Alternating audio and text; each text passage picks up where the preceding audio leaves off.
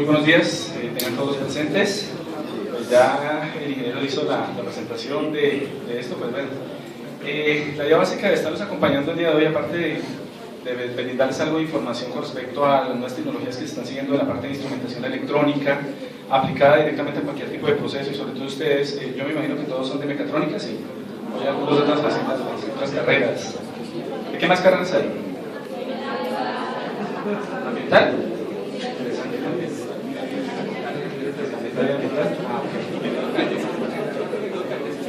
¿Sistemas? La idea de la ingeniería electrónica, para los que de pronto no la conocen, es precisamente utilizar todos los recursos tecnológicos, utilizar todas las estrategias, todos los métodos, eso incluye métodos computacionales, matemáticos, dentro de los métodos computacionales la parte de la simulación, y todos los recursos de la física y parte de la química para poder trabajar sobre las cargas eléctricas, específicamente sobre los electrones, aunque muchas veces trabaja también sobre partículas, sobre moléculas completas, como es el caso, por ejemplo, de los polímeros y los materiales cerámicos que también se utilizan en la electrónica. La idea de este manejo que se hace sobre esas cargas es precisamente tratar de utilizar ciertas propiedades de esos electrones cuando ellos tienen la posibilidad de viajar, de pasar de un estado al otro, de cambiar entre bandas de valencia. De pronto los que han trabajado algo de química me entenderán. Y cuando se trabaja este tipo de elementos, tienen unas características bastante interesantes a nivel de ciertas estructuras, a nivel de ciertos materiales. Yo me imagino que muchos estarán de pronto que en semestres avanzados, habrán algunos de semestres básicos. Trataré de pronto de ser un poco escueto, un poco básico para poderlo entender, pero pues hay algunos conceptos que son un poco, pues digamos así, avanzados, de pronto seguramente no entenderán, y pues por favor, si tienen preguntas, al final les solicito que las hagan. Muchas gracias. Entonces, volviendo al tema, estas estructuras tienen ciertas propiedades que le permiten trabajar con su entorno. Ese entorno que tiene ciertas características, ese medio que puede rodear a un material, cuando convenientemente es trabajado, cuando convenientemente es manipulado por el hombre, permite que se realice una interfaz, que se realice una comunicación entre los fenómenos externos y los internos. Normalmente a eso lo llamamos una transmisión de energía. Nosotros podemos llevar desde términos energéticos, desde un diferente término de energía, llamémoslo térmico, llamémoslo electromagnético, podemos llevar una especie como de transferencia hacia esas estructuras que van a convertirse al fin y al cabo en sensores, y la misma palabra lo dice, sensores que tienen la capacidad de sentir, ¿sí? Aunque no pueden interactuar con el medio, estos sensores tienen la capacidad de entregarnos ciertas energías. A veces tenemos unas confusiones, los que trabajamos en la parte de ingeniería, entre lo que es un sensor y un transductor, ¿sí? Normalmente siempre existe como ese pequeño problema de entender cómo es el concepto del sensor y del transductor, ya que cuando hablamos de los dos, ¿cierto?, estamos hablando de unas características de transferencia de energía diferentes. Entonces, en el caso, por ejemplo, hablemos de la parte biomédica, que es la que pues yo manejo mucho mejor. Cuando nosotros hablamos, por ejemplo, de las cargas eléctricas en el cuerpo humano, estamos hablando más de cargas iónicas, ¿sí? Más que movimientos de electrones, estamos hablando de movimientos de partículas o de elementos que están ionizados. Cuando se hace ese movimiento, eso se puede ver a través de un electrocardiógrafo convenientemente conectado, o a través de sensores, en este caso electrodos, se puede ver como un movimiento de carga simplemente electrónica. Entonces, cuando se hace la transducción, cuando se trae esa energía de tipo biológico, iónico-biológico, hacia un elemento que maneja cargas eléctricas, como es un equipo normal, con amplificadores, con filtros, con rectificadores, etc., ahí se está haciendo una interfaz, se está haciendo una comunicación. Y por lo tanto, el caso de los sensores es bastante especial, y es específicamente el hecho de que cuando tenemos un fenómeno externo que tiene la posibilidad de transmitir energía en cualquiera de sus formas, nosotros tenemos un elemento que se denomina sensor. Específicamente el sensor tiene dos elementos, un transductor y tiene una interfaz. ¿Listo? En el caso de la interfaz, es ese elemento, la misma palabra lo dice, ese elemento límite o limitante entre el fenómeno y la máquina como tal, el elemento que se va a encargar de transformar la energía eléctrica o de generar ciertas cargas eléctricas en movimiento.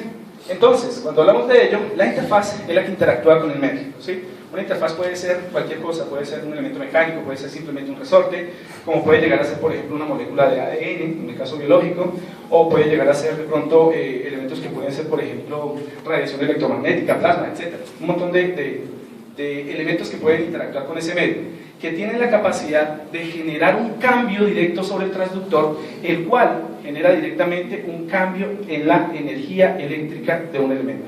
Específicamente puede ser una batería, puede ser una fuente de alimentación, puede ser un cambio resistivo, es decir, de oposición del flujo de electrones en determinados casos, puede ser lineal, puede ser no lineal, puede tener diferentes características. Sin embargo, ese fenómeno externo que ha actuado directamente sobre este sensor, lo que nos produce es precisamente esto, un flujo de conversión de energía, dándonos de un tipo de energía de entrada una energía característica de salida. Energía que para el caso de la ingeniería, casi siempre, de una manera mucho más fácil, es eléctrica. Pero no quiere decir que no se puedan utilizar otros tipos de energía. Los mecánicos también utilizan transductores, también utilizan sensores de tipo mecánico, ¿sí? Los viejitos, los que de pronto ya llevamos cierto tiempo, vimos en algunas épocas, por ejemplo, transductores de tipo acelerométrico. Entonces, para entender un poco el concepto, la idea de poder capturar una vibración o una aceleración está en que esa aceleración actúe directamente sobre una masa, es decir, sobre un cuerpo que puede estar colgando en un resorte, que puede estar suspendido en un medio coloidal, en un medio líquido, y que cuando la masa vibra, pues haga que esa vibración se traduzca, se lleve directamente mediante, por ejemplo, ondas mecánicas hacia otro elemento que también vibre, ¿sí? Y que se pueda detectar eso, esa vibración, ese movimiento. En el caso nuestro, en el caso de la parte electrónica, lo que se busca es que esos movimientos mecánicos, esos cambios térmicos, ¿sí? Esos cambios en una estructura, por ejemplo química, esos cambios que se pueden generar a nivel electromagnético, ¿sí? Se traduzcan en movimiento de cargas, se traduzcan en movimiento de electrones sobre ese material. Y es ahí donde tenemos nuestra energía de tipo eléctrico. Esa energía de tipo eléctrico necesita un acondicionamiento. Uno normalmente piensa que siempre los sensores nos están entregando la energía que yo quiero. Para el caso de los ingenieros mecatrónicos y los ingenieros electrónicos y los eléctricos, nos damos cuenta que a veces el sensor tiene limitantes. ¿Esas limitantes cuáles son?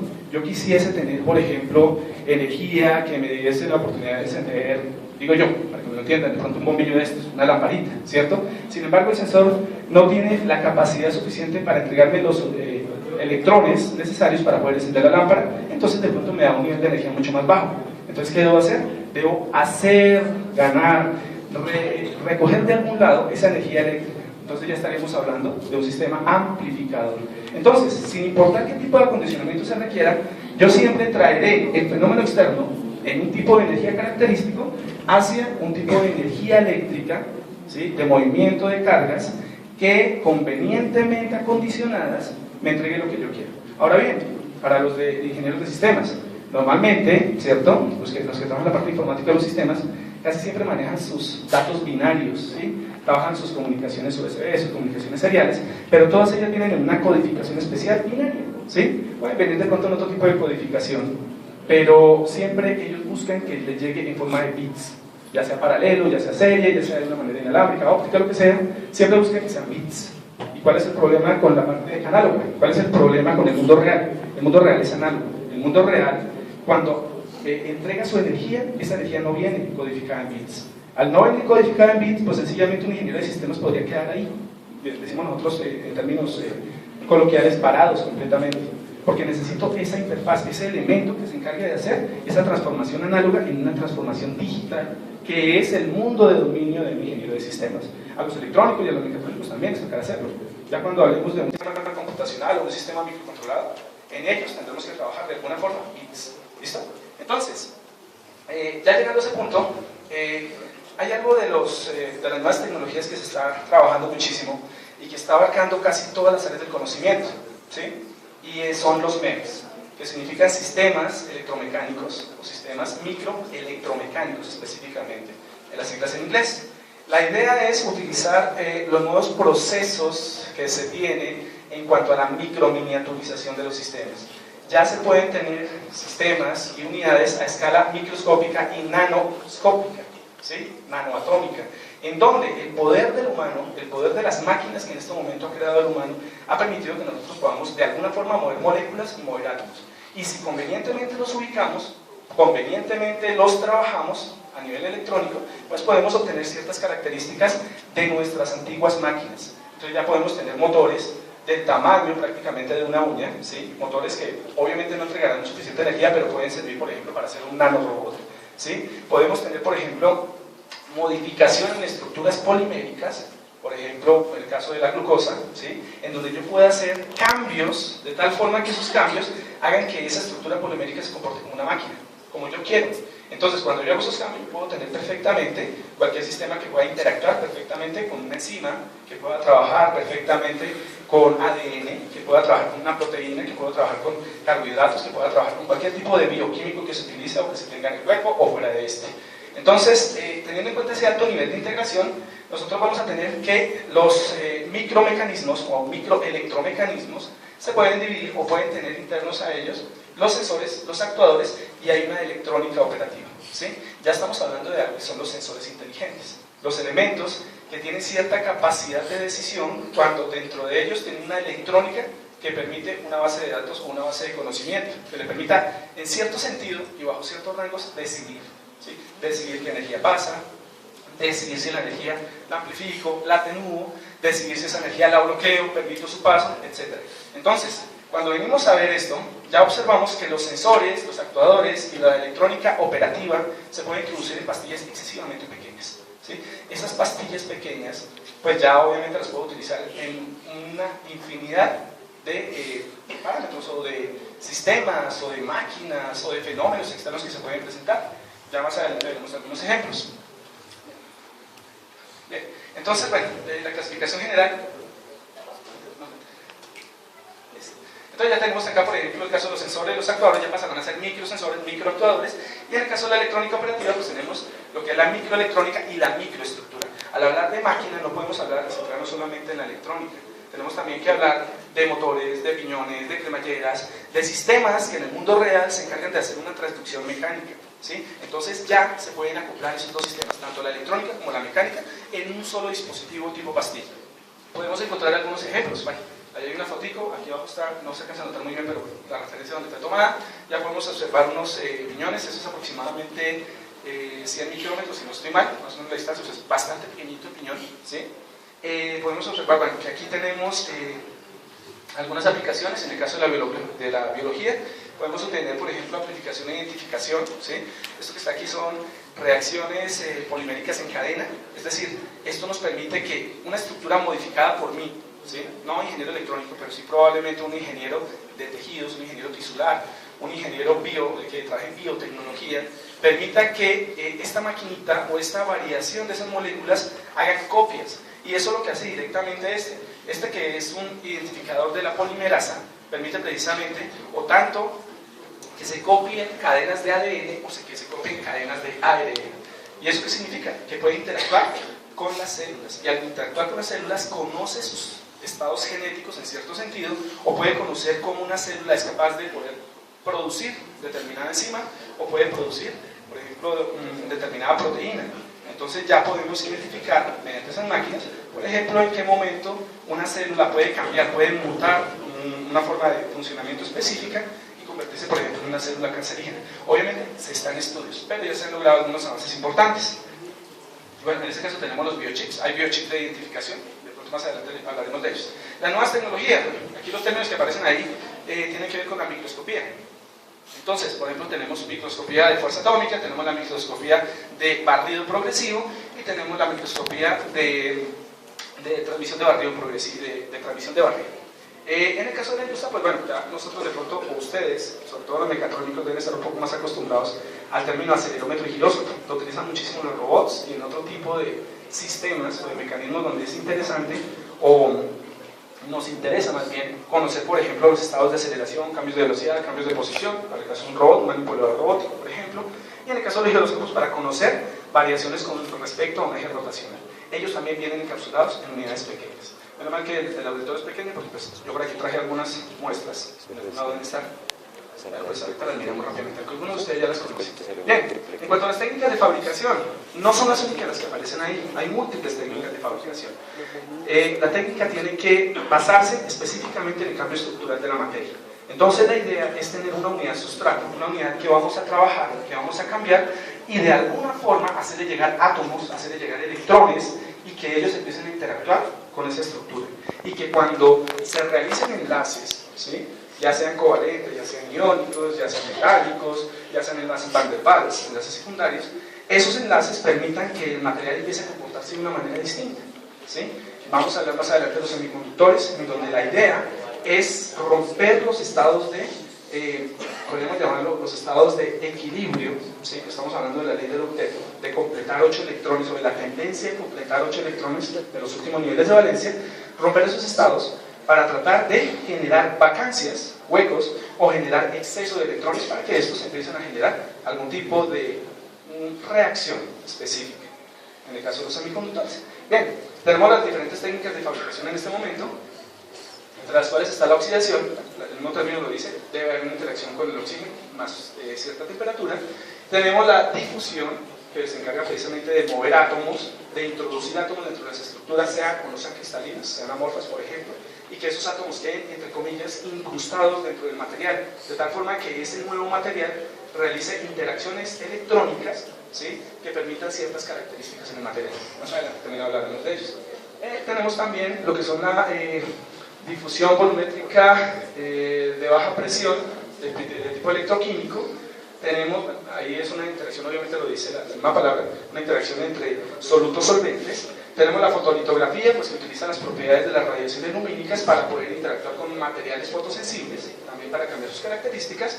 Tenemos la epitaxia, que es específicamente implantación de iones. Tenemos el sputtering, que es uno de los que más se utiliza en este momento, que es una pulverización catódica, específicamente iónica catódica, en donde lo que se hace específicamente es botar un polvito, y ese polvo a una temperatura y a una presión determinada y con un ambiente controlado, pues entonces va a hacer que esas moléculas empiecen a ingresar en el material y a cambiar. Tenemos también el micromaquinado por rellenado, en donde lo que se utiliza es el depósito de materiales sobre una unidad, sobre una base. ¿Bien? Ahora hablaremos también de la interpolación de las obleas, o wafer en inglés, en donde pues lo que se hace sencillamente es construir circuitos y sobre los circuitos empezar a intercalarlos, a montarlos uno sobre otro, de tal forma que se formen ya circuitos más complejos, unidades más complejas. Tenemos también lo que son las interacciones de reacciones de interacción electroquímica del silicio profundo, que también tiene que ver mucho con la parte electroquímica. Bueno, el liga, que tiene que ver con litografía, electroquímica y difusión, y el micromoldeado. Bien. Con respecto a los materiales, ¿qué tipos de materiales existen? En el caso de la electrónica, en el caso del manejo de los sensores, se tienen dos tipos de materiales, los pasivos y los activos. Los pasivos son aquellos en donde por simple forma en que funcionan sus estructuras atómicas se tiene una propiedad. Para los que trabajamos en la parte de la ingeniería y somos afines a la ingeniería electrónica, estaremos hablando específicamente de la resistencia, los condensadores y las inductancias. Es decir, de todos aquellos elementos que tienen características magnéticas y por sus propias características magnéticas se utilizan como unidades que manejan campos magnéticos. Para aquellas unidades en donde, por ejemplo, tengo campos eléctricos capaces de almacenar cargas, que por el simple hecho de que se tengan dos elementos, dos dipolos, o un dipolo más bien, ¿cierto? En ese dipolo, sobre ese dipolo se genera el campo eléctrico por defecto, ¿sí? O sencillamente, y eso pasa con todos los materiales, por el simple hecho de poseer átomos, los electrones que entren a invadir el material serán rechazados por esos átomos, ya sea por los núcleos, ya sea por los gaps, por las bandas prohibidas, o ya sea porque chocan directamente con electrones propios del átomo. Entonces todo material resiste al flujo de corriente eléctrica, en un mayor o en un menor grado, pero la resiste. ¿Bien? Tenemos pues aquí, bueno, los materiales pasivos. En este caso pues tenemos los que más se trabajan, ¿sí? Y dentro de ellos está, bueno, el silicio, trabajamos el arsenio de galio, se trabaja el óxido de silicio, se trabajan los nitruros de silicio y el nitruro de galio, son los que más se utilizan. ¿Por qué es interesante la tabla? Y a veces de pronto no se comprende para qué tanta tabla. La idea básica es que todas las propiedades que aparecen aquí distribuidas de cada uno de los materiales le dan características únicas para aplicaciones únicas. Entonces, en este caso, debemos tener en cuenta, por ejemplo, parámetros como la densidad, es decir, qué tan agrupados, qué tan agrupadas están las estructuras atómicas en el material. Si están muy agrupadas, lo más seguro es que sean muy resistentes al paso, por ejemplo, de electrones. O puede ser de pronto un elemento que permite fácilmente transmitir energía térmica de un átomo a otro, que es la diferencia. Normalmente hacemos esa comparación, una comparación muy genérica, muy básica, de por qué si uno quiere construir una vajilla, o uno va a comprar una vajilla, y sabe que la vajilla la va a utilizar para, no sé, alimentos calientes, sea como se llame, ¿por qué se debe utilizar cerámica y por qué no se utiliza metal? ¿Sí? Aunque sí, en algunas casas tenemos pocillos, vasos de metal, ¿Por qué es ideal utilizar cerámica? Ah, bueno, porque precisamente los parámetros de densidad y otros parámetros de conductividad térmica hacen que cuando uno se tome un cafecito en la mañana bien caliente, ¿cierto?, no se queme la mano. Específicamente porque la cerámica es, en algún grado, aislante térmico, ¿sí? Porque si fuese con un pocillo metálico, pues sencillamente nos quemaríamos, porque el metal como tal sí es un buen transmisor del calor. Esa propiedad que estoy nombrando es importante, por ejemplo, para la disipación térmica cuando se genera exceso de temperatura en un circuito, ¿sí? Normalmente también en los sistemas mecánicos, en los sistemas químicos, hasta a veces también se utilizan las unidades que permiten esa disipación, y por obvias razones el disipador tendrá que ser metálico, ¿sí? La única forma de transmitir energía desde un dispositivo, un material cualquiera, hacia el ambiente para hacer un enfriamiento es mediante el metal. Si lo hacemos con un cerámico, pues obviamente tendremos un aislamiento y lo que haremos es quemar la unidad o quemar el sistema que tratemos de ventilar. Entonces tenemos propiedades tan importantes como la densidad, los puntos de fusión, es obvio, ¿sí? Porque si tenemos un material, ya no hablemos de metales, hablemos de polímeros, ya tendremos un problema, y es que existe, lo veremos más adelante, que puede ser termoplástico o termofijo. Y cuando se es termoplástico, se tiene cierta plasticidad, es decir, se tiene tendencia a que al llegar al punto de fusión, el elemento se derrita y se vuelve un caucho, se vuelva prácticamente una goma, ¿sí? Un elemento coloidal que puede deformarse y que una vez se enfríe vuelve otra vez a recuperar, pero obviamente el estado final, pero vuelve otra vez a recuperar su densidad y su dureza, por ejemplo, ¿sí? O su estado de fragilidad. Mientras que un termofijo pues ya tiene unas características que lo hacen un poquito mejor con respecto a sus puntos de fusión. Bueno, tenemos obviamente la conductividad térmica que les comentaba, la capacidad de poder conducir energía térmica de un punto a otro dentro de la estructura, las constantes dieléctricas que son importantes, capacidad que se tiene para evitar que pase electrones de un punto a otro, ¿sí? Dentro de la estructura. Tenemos también los módulos de Young, que tienen que ver muchísimo con la parte mecánica, ¿cierto? Estamos hablando directamente de las curvas o las relaciones esfuerzo de deformación, es decir, qué tan bien puede ser o qué tan elástico puede ser un material, hasta qué punto puede ser elástico, en qué momento se puede deformar, ¿cierto? Y en qué momento se puede romper, que es lo más importante. Entonces tenemos esto también importante, hay algunos que no tienen datos, sencillamente porque no son aplicables para el caso de los sensores. Bueno, y tenemos esto, las regiones prohibidas, es decir, en el caso que estamos hablando de los sensores, qué tan bien o qué tan mal pueden pasar electrones o se pueden transmitir electrones entre diferentes bandas de un átomo determinado. Y obviamente hablaremos de todas las atómicas completas. ¿Listo? Bien, aquí dentro de los pasivos pues también tenemos que incluir obviamente los metales, que estaban incluidos anteriormente, los elementos anteriores son no metálicos. Dentro de esas estructuras pues bueno, tenemos su densidad, tenemos puntos de fusión que son también elevados, tenemos la conductividad térmica que es superior a la de los cerámicos y a la de los cristales y los no metálicos. Tenemos una función de trabajo que es importante, y es precisamente el hecho de que yo pueda seleccionar de alguna forma si puedo utilizar un metal como conductor eléctrico o como conductor térmico o como ambos, ¿sí? O si puedo utilizar un metal más bien para que haciendo ciertos arreglos, por ejemplo poniéndole unas películas plásticas, el material se me comporte o el sistema se me comporte como un excelente conductor, un condensador, me guarde muy bien la energía eléctrica, o sencillamente no me la guarde tan bien. Entonces puedo tener diversos estados, ¿sí? Ah, importante, por aquí andaba, en algún lado debe estar, el señor hierro, ¿sí? Y el señor hierro como tal, ¿qué características ferromagnéticas o magnéticas puede tener? En el caso de convertir energía eléctrica en campos magnéticos acumulables y que me permitan diferentes propiedades, por ejemplo en el caso de los resonadores, en el caso de los sistemas, por ejemplo de motores, en el caso por ejemplo de electrodínamos, ¿sí? Etcétera. Bien, llegamos al equipo, a los tipos activos. ¿Qué es ser activo? ¿O qué significa un material activo? Es un material que bajo ciertas características en su estado puro, ¿cierto?, tiene un comportamiento que no es adecuado a la finalidad que yo pretendo.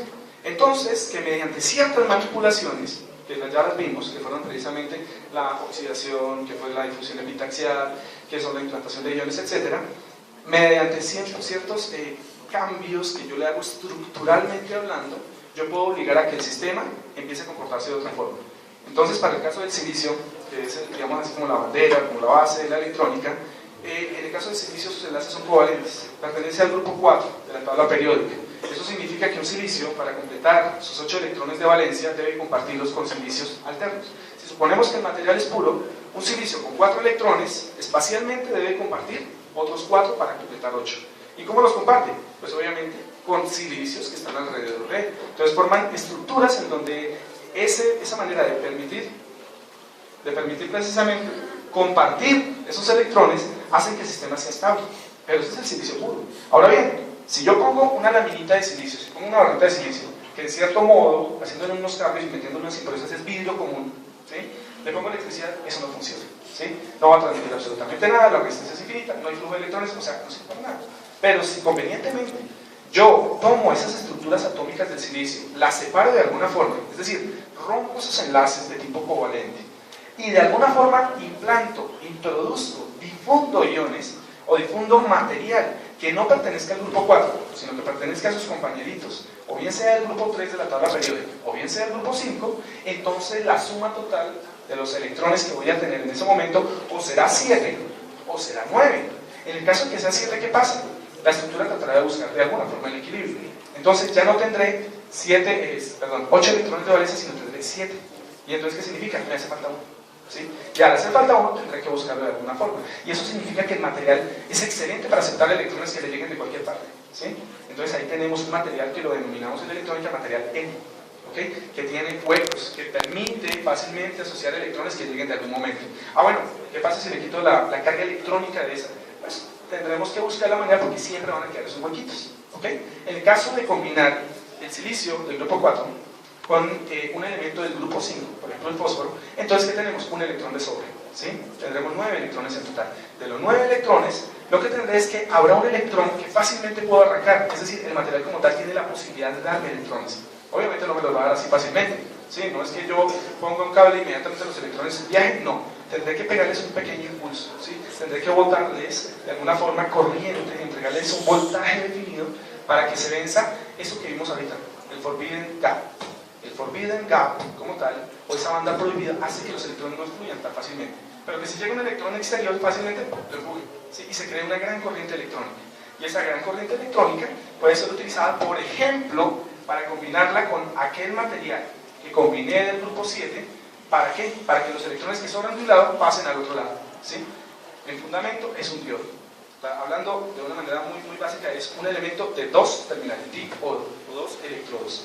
Bien, entonces, ¿qué tenemos acá? Bueno, aquí ya hay características explotables, utilizables, y por eso aparecen estas divisiones. ¿Qué pasa, por ejemplo, para materiales de tipo térmico, que se pueden utilizar, por ejemplo, por sus características térmicas? Uno de los más utilizados para sensores es el platino, ¿ok? Que tenemos en esta parte de acá. Entonces, por sus propiedades térmicas, y teniendo en cuenta, pues, obviamente, todos estos criterios, el platino como tal se utiliza para sensores de tipo térmico, y específicamente para termopares o termocuplas, pero también se utiliza para otros dispositivos. Uno que es el que conocemos muchísimo, los que trabajamos en la parte de ingeniería electrónica, que es, por ejemplo, el termistor. Entonces lo utilizamos muchísimo para detectar temperatura, precisamente porque el platino de alguna forma asocia fácilmente a la energía térmica y la convierte en energía eléctrica. Entonces, por eso, digamos así, por excelencia, pero no es el único, utilizamos el platino para poder hacer este tipo de sensores, sensor térmico. Por sus características radioactivas o de capacidad de radiación, está el germanio, específicamente porque el nivel que tiene, el nivel el umbral que se tiene para poder despegar o soltar electrones desde el germanio es muy bajo comparado, por ejemplo, con el silicio, ¿sí? Más adelante también trataremos de tocar el tema del diodo, pero por el momento decimos que él es más sensible a radiaciones externas. ¿De qué tipo? También puede ser térmica, pero también puede ser electromagnética, ¿sí? También puede ser química, y el germanio como tal es más sensible. Si es sensible, es buen sensor. Tenemos también pues, estructuras mecánicas, y específicamente por algo que nos interesa mucho, el cuarzo, como tal. El cuarzo nos permite generar un fenómeno que conocemos como piezoresistitividad. ¿Y es aquel fenómeno en donde el cristal como tal, lo voy a poner de una manera muy básica, el cristal tiene capacidad de entregarme electrones de sus estructuras internas si es sometido a fuerzas mecánicas. Si existe una fuerza mecánica lo suficientemente grande, ¿cierto?, para poder despegar de alguna forma electrones, esos electrones saldrán. Y si esa fuerza mecánica es oscilatoria, los electrones saldrán también oscilando. Entonces ahí tengo cristales osciladores. Y esas propiedades mecánicas son muy interesantes para hacer sensores, porque son excelentes detectores de movimiento, son excelentes, muy buenos detectores de vibración. En este caso estamos hablando de aceleración también, como un elemento que se toma también como una vibración. Tenemos por su campo magnético, por sus propiedades magnéticas, pues al hierro puro y en todas sus combinaciones, ¿cierto? En el caso, por ejemplo, de los hierros al silicio, que se utilizan mucho en transformadores. Y tenemos por sus propiedades químicas eso es óxido de estaño, ¿sí? Ese oxalato, no, ese es óxido de estaño, que también se utiliza mucho, y más que todo como detector químico, ¿sí? A veces uno dice, bueno, detector químico, ¿dónde lo he visto? Entonces de pronto, pues no, así de una manera muy básica, los detectores químicos tienen esas propiedades de reaccionar directamente con el elemento que queremos medir, con el fenómeno que queremos medir. Y es obvio que ese fenómeno tiene que de alguna forma interactuar químicamente con el sensor. Muchos de ellos, de por sí la gran mayoría de los sensores químicos, terminan destruyéndose, porque tienen que hacer una especie como de interacción atómica, interacción electrónica entre el elemento de medida y el sensor. Entonces terminan siendo destruidos. Voy a hacerlo porque no es un sensor electrónico, pero normalmente lo podemos ver en el comercio normal, por ejemplo, los detectores de embarazo, llamado detector de embarazo, ¿sí o no? El famosísimo elemento que permite saber si una niña está o no está embarazada. Y este elemento, que yo sepa, no se puede utilizar dos veces, ¿sí? Pero cuando cuando tratamos de identificar si existe un componente específico dentro de la orina que permita activar un elemento químico dentro del sensor, entonces él reaccionará. Y ahí nos dará, de alguna forma, no de una certeza del 100%, pero bastante aproximada, ¿sí? Si existe o no existe esta enzima o esta hormona, específicamente una hormona, dentro del elemento, ¿sí? Pero la reacción como tal hace que el sensor reaccione y ya se acabó el sensor, ya no funciona más. ¿Ok? Bien. Listo. Aquí llegamos a la familia, llamamos que sí como la preferida por nosotros los ingenieros, y específicamente hablamos de los semiconductores. Como tal, se desprenden de materiales no metálicos, o sea, el semiconductor como tal no existe. El semiconductor aparece de la manipulación que se realiza sobre su estructura atómica, y se denomina semiconductor, como su nombre lo indica, específicamente porque tiene propiedades de permitir o no, dependiendo de ciertas características, el flujo de electrones, ¿sí? Como hemos visto, por ejemplo, el silicio como tal no se utiliza, puro no se utiliza, pero con las modificaciones de sus grupos 3,5, esas modificaciones hacen que se conviertan o en materiales P o en materiales N, y de tal forma que interactúen de maneras distintas, acepten o donen electrones fácilmente. Tenemos las estructuras de polisilicio, en donde estas estructuras pues ya son capas superficiales que se empiezan a montar como pequeñas unidades planas que se empiezan a montar unas sobre otras, en donde los silicios como tal que se ponen ahí son modificados y no son el mismo. ¿Eso qué significa? Cuando hablamos de dopaje estamos hablando de la cantidad de átomos que podemos introducir dentro del silicio. Entonces lo que se hace es cambiar el grado de dopaje. Entonces vamos a tener alto dopaje o bajo dopaje, ¿sí? Ahí podemos tener fenómenos bastante interesantes, porque entre más hueco yo tenga en un material N, ¿cierto? Pues sencillamente él tendrá facilidad de ganar mucho más electrones y buscará la manera de arrancarlos. Mientras que un material N poco dopado seguramente se convertirá en un mejor aislante, tendrá más características aislantes que conductoras. Y si yo los mezclo, aparecen fenómenos eléctricos importantes e interesantes, por cierto. Tenemos el arsenio legal, que es un compuesto bastante interesante también. Este sí es como compuesto, es excesivamente sensible a las radiaciones, sobre todo lumínicas. Entonces se utiliza muchísimo para hacer sensores ópticos. Y por último tenemos el antimonuro de indio, que se utiliza también para la detección electromagnética y óptica. Entonces tiene ciertas características de ambos, ¿sí? Pero específicamente los anteriores que habíamos nombrado, el antimonuro de indio, como tal, es más sensible a las radiaciones de alta frecuencia. Estamos hablando de una radiación o una longitud de onda corta. Bien, venimos a los plásticos. Si queremos entrar en las estructuras que el monómero, que el polímero, y que este polímero tiene unos radicales asociados, y que puede tener el radical metilo, etc. Cuando hablamos de polímero, estamos hablando de una estructura que fundamenta en parte a los plásticos. Y cuando hablamos del polímero como tal, también estamos hablando de estructuras que tienen asociadas cadenas de carbono. Entonces, cuando yo tengo cadenas de carbono asociadas a hidrógenos, lo tengo asociado, por ejemplo, a radicales metilo, lo tengo, por ejemplo, asociado a elementos como, por ejemplo, silicio, fósforo, etc. Entonces, esas estructuras presentan ciertas características que son utilizadas tanto en la parte biológica para hacer sensores biológicos, ¿sí? O sensores o biochips, como también para otras propiedades que no son tan eléctricas que pensaríamos. Es decir, uno pensaría que el polímero se utiliza también para conducir, pero la estructura como tal no permite muchas veces la interacción con los electrones, ¿sí? Específicamente por la forma de sus enlaces. Y resulta que en electrónica, y por lo tanto también en ingeniería, los polímeros se pueden utilizar también por sus propiedades aislantes, por sus propiedades de resistencia al calor, por sus propiedades de flexibilidad, por sus propiedades de deformación, ¿sí? Ellos se utilizan, por ejemplo, para recubrimiento de circuitos integrados, para protegerlos como tal. Se pueden utilizar, por ejemplo, como interfaces, las que habíamos hablado en un principio, ¿sí? Para que se generen, por ejemplo, cambios en la elasticidad de un material, por ejemplo, poder tener un acelerómetro, tener dos pastillas que entre sí empiezan a oscilar, generan cambios entre sí, cambios eléctricos, pero que están montados sobre estructuras poliméricas, ¿sí? Entonces, las aplicaciones como tal eléctricas de pronto quedan limitadas, pero las aplicaciones asociadas al aislamiento, asociado a cambio de propiedades no del material, sino de un elemento, de un dispositivo ya macro, pues ya lo hacen bastante utilizable.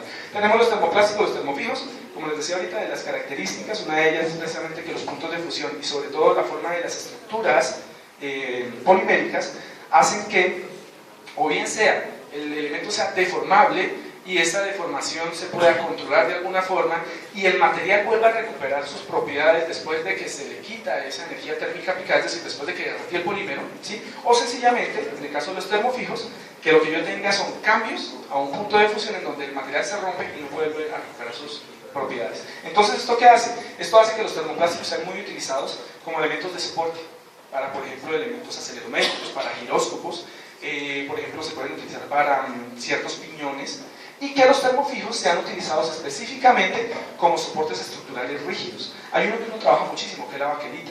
Entonces, en el caso de la baquelita, que es un fenol, veanlo por acá en esta parte, dos fenoles, ¿sí? En el caso de la baquelita, nosotros la utilizamos muchísimo para construir los circuitos impresos, específicamente como el soporte de los circuitos impresos. Entonces, lo trabajamos bastante. Bien, tenemos los copolímeros, sencillamente la asociación de varios monómeros o de varios polímeros. Hay uno que utilizamos bastante que es el estireno butadieno, ¿sí? Que también es un componente básico, por ejemplo, de las llantas, de las llantas normales, que se utiliza muchísimo también como soporte. Bastante interesante trabajar. Y por último tenemos los plásticos piezoeléctricos. Si no estoy mal, esto es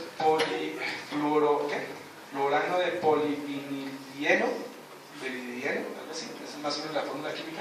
Bueno, el nombre químico al menos, que se utiliza como plástico piezoeléctrico. O sea, no solamente los cristales de cuarzo, también tenemos unos elementos que se conocen como resonadores cerámicos y que tienen esas propiedades piezoeléctricas. Aquí también aparecen para más baja frecuencia, pero son bastante útiles, se utilizan mucho en comunicaciones. Bueno, dentro de los materiales, pues ya de una manera más general, hablemos de los metales, tenemos a los cerámicos y tenemos a los vidrios, o de alguna forma a los cristales, entre comillas, sin hablar de estructuras cristalinas como tal. Entonces, dentro de los metales, el hierro por sus propiedades ferromagnéticas, el aluminio, el oro, bueno, el oro específicamente por su conductividad eléctrica, el aluminio por su conductividad eléctrica térmica, también se utiliza muchísimo, sobre todo para disipadores de calor, el manganeso y el níquel, el manganeso y el níquel como tal también se utilizan como soportes estructurales y también como componentes base, por ejemplo, de sistemas amortiguadores para construcción de microresortes o para construcción de microunidades de soporte de fijación. Estamos hablando de tornillos y de sistemas que aceptan los tornillos o unidades rígidas. Los cerámicos, bueno, tenemos estos, no son los únicos, hay muchos. Entonces, tenemos el carburo o nitruro de boro, alguno de los dos. Tenemos el nitruro de aluminio, el carburo de silicio y el coltán. Como cerámicos, excelentes aislantes térmicos, ¿sí? Tienen pequeños problemas de fragilidad, pero convenientemente combinados se pueden tener unidades estructurales bastante interesantes, sobre todo para proteger. Ahora bien, hay uno que es importante por acá abajo, el coltán, del cual se ha hablado muchísimo. Y ese coltán, aunque técnicamente no es un cerámico, ¿sí? Digamos así, está incluido ahí es por sus propiedades aislantes, aunque si se separan, realmente se utilizan más para construcción de condensadores, porque es, si no estoy mal, tantalita, exacto, tantalio cobalto. Entonces, por sus propiedades separadas, esos dos elementos se pueden utilizar para la construcción de dispositivos electrónicos. Y de por sí en boga está el hecho de construir, por ejemplo, tecnología celular con el coltán. Entonces, en este caso, nosotros podemos encontrar que este sirve mucho para hacer dispositivos condensadores o almacenadores de energía en campo eléctrico. Y son bastante interesantes porque se pueden hacer cada vez más pequeños a partir de las propiedades del coltán. Y por último tenemos estos que técnicamente son asociaciones que nos generan estructuras de tipo amorfo. Y las estructuras de tipo amorfo presentan algo y es translucidez, ¿sí? Transparencia, pero una transparencia que puede ser modificada. En el caso, primero, donde está el carbonato de sodio, el carbonato de calcio y el óxido de silicio, el dióxido de silicio, ellos forman estructuras que pueden ser utilizadas como lentes. Entonces, normalmente lo utilizan para la parte óptica, la optoelectrónica, para la adquisición de señales ópticas, para generar lentes, para concentrar rayos en una pastilla, por ejemplo, o sencillamente para emitir rayos y volverlos unidireccionales a direccionales, ¿sí? o unidireccionales a polidireccionales, es decir, a omnidireccionales, más bien sería la palabra. Entonces estamos hablando, por ejemplo, de sistemas que permiten concentrar rayos, como en el caso de los rayos láser. ¿Ven? Los otros que estaban ahí. Entonces, bueno, algunas técnicas de fabricación rápidamente. Entonces tenemos en este caso, la primera de estas es conocida como de difusión. Lo que se hace sencillamente es inyectar un gas. El gas pues obviamente tiene el material que nos interesa depositar o introducir dentro de la estructura sustrato. Tenemos nuestra estructura sustrato en esta parte, montada sobre unos calefactores que permiten precisamente que a partir de la transfusión térmica o de la transmisión térmica exista un cierto separamiento, vamos en ese sentido, así como fácil. Un cierto distanciamiento de los átomos que me permiten de alguna forma introducir a los otros átomos que vienen, los átomos que vienen directamente sobre el gas. Entonces tenemos un flujo de gas de salida, obviamente no se puede estar ahí, y tenemos el depósito de los materiales y la interacción de los materiales en la parte de las pastillas de arriba, aquí donde se ve la parte azul. ¿Sí? En esta parte tenemos un proceso típico, este es de acá, este es de, este también es parecido al de allá, este también es de difusión. Pero entonces el de difusión acá utiliza para unidad de calentamiento, para calentar el sistema, es una bobina de radiofrecuencia. Entonces se hace el calentamiento a través de radiofrecuencia y no a través de elementos resistivos como el de allá. Ya que estos generan bastante pérdida, estos son controlables, mucho más controlables que los de arriba. Y aquí pues se utiliza directamente como elemento de transmisión o de cambio de estructuras de átomos, se utiliza grafito en este caso. Tenemos la introducción del gas, ese gas pues obviamente trae las moléculas que quiero difundir, y aquí tenemos la ventilación o la salida. Bueno, aquí tenemos otros de los que utilizamos también, o los que se utiliza directamente. Aquí tenemos que es sputtering, es decir, aquí tenemos algo parecido a la pulverización, el de pulverización es este de arriba, está aquí arriba. Entonces lo que se utiliza precisamente es la inyección de un polvo, y mediante la rotación de la pastilla lo que se hace directamente es, con una temperatura y una presión adecuadas en un medio inerte. Normalmente se utilizan elementos gaseosos como el neón o el argón, la implantación de los iones, que estos iones se empiezan a difundir a través de la presión y la temperatura. Aquí tenemos otro bastante parecido, solo que aquí lo que utilizamos directamente es una fuente de energía externa que podemos ver en esta parte, en donde lo que se hace es generar un campo eléctrico entre la parte superior, que es el cátodo, ahí lo tenemos como el sistema diana, es decir, el que va a recibir las moléculas, y en la parte de abajo que tenemos el sistema anódico, que es sobre el cual, o más bien a partir del cual, se van a extraer elementos iónicos, electrones como tal, que van a interactuar. En este caso podemos ver ahí en el centro que tenemos el argón y el helio. ¿Por qué se utilizan? Porque precisamente son inertes al ser sistemas o ser gases nobles, es decir, sistemas que tienen o que cumplen la ley del octeto, en el caso más básico tienen 8 electrones de valencia, por lo tanto son no reactivos en ciertas condiciones con cualquier otro material, entonces no tienen ninguna influencia. Sencillamente sirve para controlar la cantidad de oxígeno que puede estar presente en la cámara, que puede obligar a una oxidación de alguno de los elementos, que puede generar después pues, alguna imperfección, alguna impureza que nos va a generar problemas después en la construcción. Y aquí lo que tenemos sencillamente es la descomposición electroquímica, en donde a través de una fuente de voltaje lo que hacemos es, en esta pastilla de acá, que es la receptora, generar una disolución. Normalmente este electrodo de conteo, que se encuentra en este caso acá, es platino, y sobre él lo que se hace directamente son arrancar electrones y a través de procesos redox generar que los electrones migren desde la platina que se encuentra en este lado del electrodo hacia la pastilla que queremos. ¿En qué cantidad? Obviamente será regulado de manera química, pero también está regulado por la fuente de voltaje de corriente directa que se encuentra en la parte superior.